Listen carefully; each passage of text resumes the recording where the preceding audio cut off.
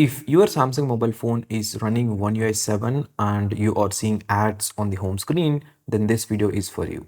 In this video, I'm going to share you how to disable them completely. Even though there are some widgets on the home screen that show ads, which can be removed simply by long pressing them and choosing the remove widget option. Now, to disable the ads on the home screen, go to the settings and scroll down, choose the wallpaper and style option. Once you are in, this is how the interface looks. Next, choose the change wallpapers option. Then scroll down and you will see a section called wallpaper services. Click on it. Here you will see three options. If you click on the gear icon beside two of them, you can see even more settings. Since we want to disable ads completely, choose the none option here and click on apply. That's it.